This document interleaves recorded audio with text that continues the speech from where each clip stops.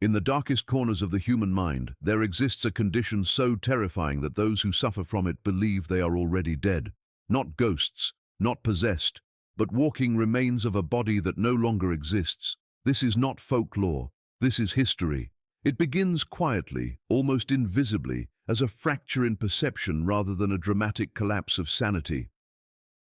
Those afflicted by this rare psychiatric disorder do not scream that they are dead. They state it with unsettling calm, as if describing the weather. In their minds, death has already occurred, and the world has simply failed to notice. They may insist that their heart no longer beats, that their lungs draw no air, or that their blood has dried into dust within their veins. This belief is not metaphorical or symbolic. It is absolute. Medical scans, mirrors, and the testimony of loved ones mean nothing against the crushing certainty that life has ended. The mind constructs a reality where existence itself has been revoked, leaving the body to wander forward as an empty shell animated by habit rather than life. As the delusion deepens, the sense of non-existence grows more elaborate and more terrifying. Some sufferers claim that entire organs have vanished, decomposed, or been removed without leaving a trace. Others believe their brain has dissolved, their intestines have rotted, or their soul has departed, leaving behind nothing but flesh. Pain, hunger, and exhaustion are reinterpreted not as signals of life, but as proof of decay. The smell of food becomes nauseating because the dead do not eat. Sleep becomes impossible because corpses do not dream.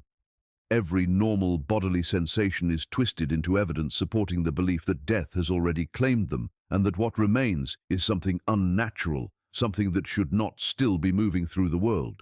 This disorder attacks the very foundation of identity, erasing the basic understanding of "I exist." Patients may say they are not alive, not human, or not real at all, describing themselves as shadows, ghosts, or walking remains. Mirrors become sources of horror, reflecting a body that the mind refuses to acknowledge as alive.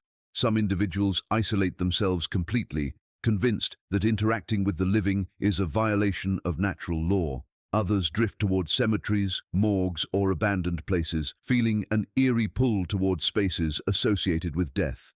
The world becomes divided into the living and the dead, and they believe without question that they no longer belong among those who breathe and feel and hope. The danger of this condition lies not only in the belief itself, but in the actions it inspires. Many sufferers refuse food and water, insisting that digestion is impossible for someone who no longer exists. Medical intervention is often met with confusion or hostility, as treatment seems pointless to a person who believes their body is already beyond saving. Family members watch helplessly as their loved one slowly fades, not because of physical illness, but because the mind has declared the body obsolete. In extreme cases, individuals have attempted to complete their death, believing suicide to be a logical step in aligning reality with what they already know to be true, turning the delusion into a fatal prophecy. What makes this disorder especially disturbing is how convincingly real it feels to those trapped inside it. There is no doubt, no hesitation, no awareness that the belief might be false. It is experienced not as madness, but as revelation. The sufferer does not feel confused. They feel enlightened, as if they have uncovered a hidden truth about their own state of being. Doctors may label it a delusion, but to the person living it, it is certainty carved into every thought. In this fractured mental landscape, life becomes an echo of something already lost, and each step forward feels less like living and more like the slow, inevitable movement of a body that believes it has already crossed the boundary between existence and oblivion. In the late 19th century, medical communities across Europe were confronted with a phenomenon that defied all conventional understanding of the human mind. Reports began to surface of patients who, with eerie calm, insisted that they were dead or that parts of their bodies had vanished. Physicians who had spent years studying the intricacies of mental illness were baffled. The idea that someone could be fully conscious, aware of their surroundings, and yet utterly convinced that they no longer existed, challenged the very foundations of psychiatry. Each case was meticulously documented, not just for its peculiarity, but because it raised profound questions about perception, consciousness, and the fragile boundaries between life and death. To witness a person declare themselves dead while still breathing was to confront the limits of medical knowledge and the unsettling power of the human mind. These early cases were often met with a mixture of fascination and fear. Doctors like Jules Cotard, who would later give his name to the syndrome, began to catalogue the behaviors, statements, and physical manifestations of the condition. Some patients would refuse to eat, believing sustenance unnecessary for someone who was already dead. Others would wander through graveyards, speak of decomposing organs, or insist that they were vermin or shadows rather than human beings. Cotard and his contemporaries were struck not only by the depth of the delusion, but by the absolute conviction with which it was held. Unlike ordinary hallucinations or fleeting anxieties, this condition revealed itself as a persistent, unshakable belief, one that resisted reassurance, rational argument, and even medical intervention. The shock extended beyond the walls of hospitals and into the broader public consciousness. Newspapers of the time reported on living corpses and madmen who believed themselves dead, blending sensationalism with genuine concern. Families were often helpless, watching loved ones withdraw from the world, forsake food and care, and speak as if their life force had been extinguished. For the medical community, these cases were both an anomaly and a warning. The human mind was capable of constructing realities so convincing that even the most basic biological truths could be denied. Physicians began to study neurological conditions, depression, and psychosis in the hope of understanding why certain brains could generate such terrifying certainties and why these beliefs often resisted every form of intervention. What made these historical accounts particularly shocking was the vivid, almost theatrical nature of the delusions. Patients would describe their own decomposition in gruesome detail, speak of organs missing or rotting inside them, and sometimes claim that they had become hollow vessels with no internal life remaining. These were not abstract fears of death or expressions of existential despair. They were precise, tactile, and insistent perceptions of a reality in which death had already occurred. In some cases, individuals would even refuse medical examinations, arguing that doctors could not possibly discover anything new because they were, in the patient's view, already beyond the realm of the living. For early psychiatrists, this level of conviction was unprecedented, and it forced a rethinking of what it meant to treat mental illness when the patient's sense of reality was fundamentally incompatible with the living world. Through these documented cases, the late 1800s became a pivotal period for understanding Cotard's delusion. Each new patient added to a growing archive of medical observation, revealing patterns, triggers, and the extreme behaviors associated with believing oneself dead. The condition challenged assumptions about consciousness, mental health, and the reliability of perception, and it left an indelible mark on the history of psychiatry. Physicians learned that the human mind could create internal worlds so vivid and convincing that objective reality seemed irrelevant, and that these worlds could dominate a person's life entirely. What began as a few isolated reports evolved into a recognized psychiatric phenomenon, one that would continue to shock and fascinate medical professionals for generations. The most unsettling aspect of walking corpse syndrome is how it warps the very experience of the body and mind, transforming ordinary sensations into horrifying evidence of non-existence. Patients often reinterpret the signals their bodies send in ways that reinforce the delusion of death. A heartbeat becomes a faint echo, a signal from a machine that no longer powers a living being. The warmth of skin is dismissed as a mechanical residue, and pain, hunger, or fatigue are recast as symptoms of decay rather than signs of life. Mirrors, which reflect a fully intact human form, are sometimes sources of terror, as the reflection is perceived not as oneself, but as a hollow shell or a corpse disguised in living flesh. This distortion of perception strikes at the foundation of human experience, making every moment a confrontation with what the mind believes to be the inevitable truth, that life has ended and only a ghost remains. Isolation is another devastating consequence of the syndrome. Believing themselves dead, sufferers often withdraw from family, friends, and society, convinced that interaction with the living is impossible or unnatural. The social world becomes alien, filled with people who exist in a reality from which the patient feels irrevocably excluded. Everyday routines, eating, speaking, bathing, working, lose meaning because they are associated with the living, not the dead. Patients may refuse to eat or drink, arguing that nourishment is irrelevant for someone whose body has supposedly ceased to function. Even attempts at comfort or persuasion from loved ones are often interpreted as cruel reminders of a world to which the patient no longer belongs. This withdrawal deepens the delusion, creating a feedback loop in which isolation validates the belief of death, and the belief of death demands further isolation.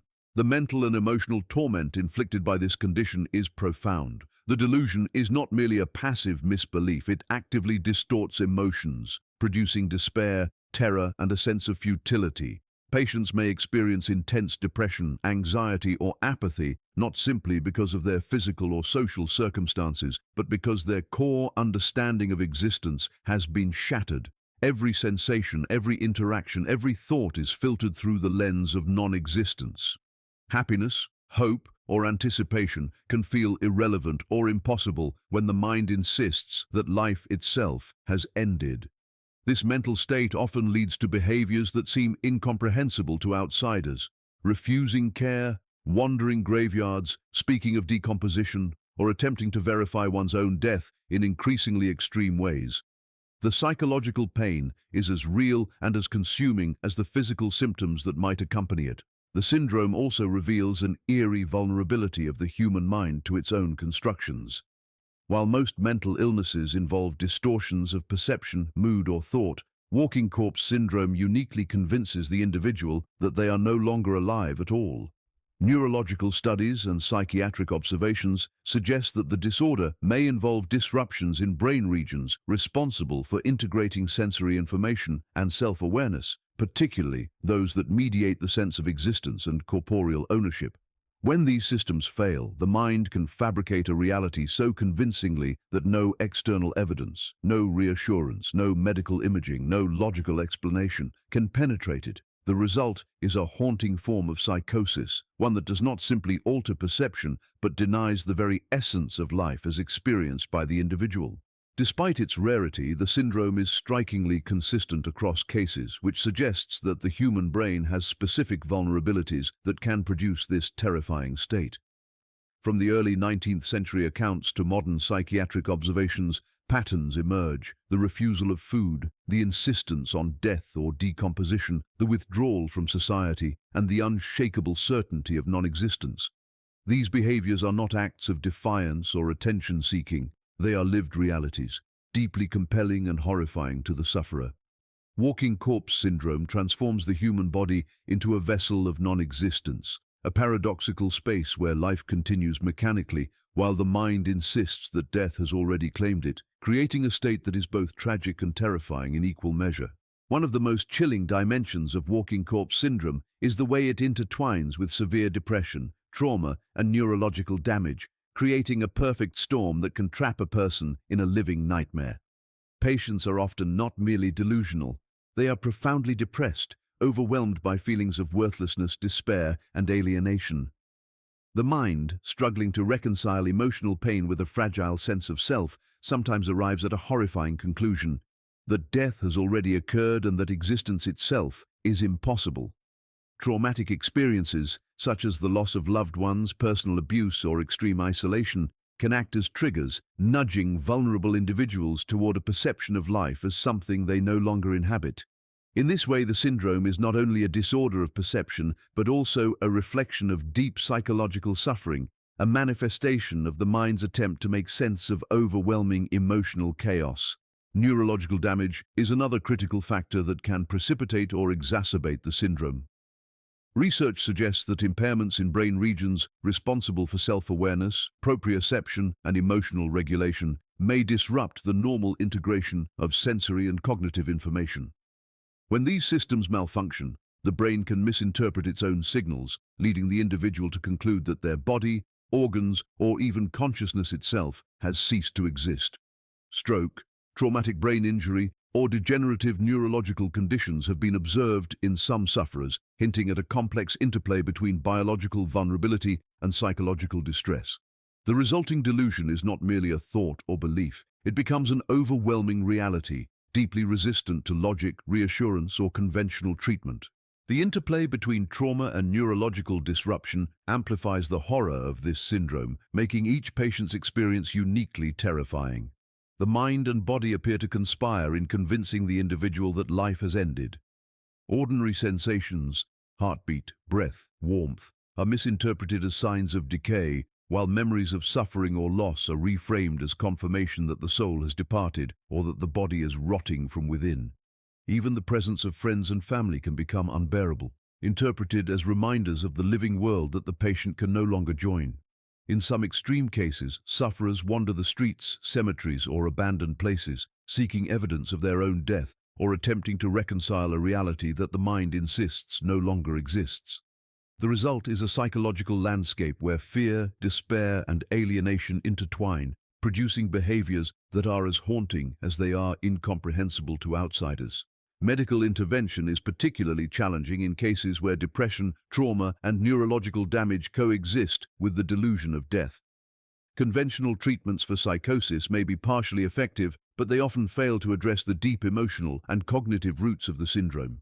Antidepressants, antipsychotics, and therapy can offer relief, yet the certainty with which patients believe themselves dead frequently undermines these efforts. Families and caretakers are confronted with an almost impossible task, persuading someone who is fully convinced that life has ended to accept nourishment, care, and help. In historical accounts, this often led to tragic outcomes, with patients refusing food or medication, withdrawing completely from the world, or attempting to join the dead. Modern psychiatric practice has developed more nuanced approaches, but the combination of trauma, neurological vulnerability, and profound delusion continues to make walking corpse syndrome one of the most disturbing conditions ever observed. What emerges from these cases is a terrifying portrait of the fragility of human consciousness. Walking corpse syndrome demonstrates how emotional trauma, depression, and neurological disruption can converge to produce a reality utterly divorced from objective life. The disorder does not merely distort perception, it annihilates the individual's fundamental sense of existence, replacing it with a lived certainty of death. Every heartbeat, every breath, every interaction becomes a source of horror, a reminder that the mind perceives the body as hollow, decayed, and already claimed by oblivion. This convergence of psychological suffering and neurological malfunction underscores why the syndrome has fascinated and horrified psychiatrists for over a century, revealing a dark truth about the human brain. It has the power to convince us, with terrifying certainty, that we are no longer among the living. What makes walking corpse syndrome so haunting is that the documented cases read like something pulled from the pages of horror fiction, yet they are rooted in undeniable medical reality. Patients recount experiences that most people could scarcely imagine without shivering in fear. They describe wandering through their homes or the streets convinced that they are already dead, noting every sensation, or absence of sensation, as evidence of their non-existence. Some speak of organs that have decayed or vanished, of skin that has turned to dust, or of internal voids where flesh should reside. Even interactions with loved ones are tinged with horror, as the afflicted see themselves as something separate from life, unable to partake in the simplest human experiences. The dissonance between the mechanical continuation of bodily functions and the mind's conviction of death creates a tension that is as disturbing to the observer as it is inescapable for the patient. In the historical records, the vividness of these delusions often rivals the most terrifying works of fiction. Physicians like Jules Cotard meticulously chronicled cases where patients refused food and water, believing that nourishment could not sustain a body that had already perished. Some wandered cemeteries for hours, speaking to graves as though they were conversing with the dead in a language only they could understand. Others would insist that their reflection in a mirror was not their own but a mere imitation, a decayed corpse masquerading as a living being. The reports were detailed, systematic, and clinical, yet they read like stories from Gothic literature, blurring the line between reality and nightmare. These accounts made clear that this was not an imaginative exercise or a theatrical performance. These were lived experiences, terrifying in their intensity and inescapable certainty. Modern psychiatric studies have confirmed the eerie patterns observed in historical cases. Neurological assessments, brain imaging, and clinical interviews reveal that the syndrome consistently involves disruptions in self-perception, emotional regulation, and reality testing. Patients often have a history of severe depression, trauma, or neurological injury, which seems to prime the brain for the emergence of such extreme delusions. Yet the most chilling aspect remains the phenomenology of the experience itself. Sufferers describe the world in ways that make life feel alien, existence seem impossible, and death appear immediate. Each story, whether from the 19th century or the present day, underscores the syndrome's ability to transform ordinary life into a psychological horror show, where the mind's conviction can override every piece of evidence, every rational argument, and every external sign of vitality. Families, witnesses, and doctors have repeatedly testified to the emotional and social toll of these cases. Loved ones may be forced to watch as a person physically alive ceases to participate in life, refusing sustenance, communication, and care. The psychological isolation is profound, as sufferers often retreat into their private world of death, unreachable and incomprehensible to those around them. Medical interventions, while sometimes successful, are slow and painstaking, requiring not only medication but extraordinary patience, empathy, and the careful reconstruction of trust and reality. The intensity of the condition, combined with the patient's unwavering certainty, creates a drama that is simultaneously medical, psychological, and profoundly human, a real-life horror story written not for entertainment but for survival. Ultimately, the real terror of walking corpse syndrome lies in its intersection of mind, body, and perception. Unlike many psychiatric conditions that distort reality in subtle or intermittent ways, this syndrome obliterates the most fundamental human assumption that one is alive and present in the world. Each case, historical or modern, confronts us with the uncomfortable truth that the mind is capable of creating experiences so vivid, so convincing, and so horrifying that they rival the most nightmarish tales ever told. The syndrome forces us to ask unsettling questions about consciousness, identity, and the fragile boundary between life and death, revealing a facet of human experience that is as extraordinary as it is terrifying.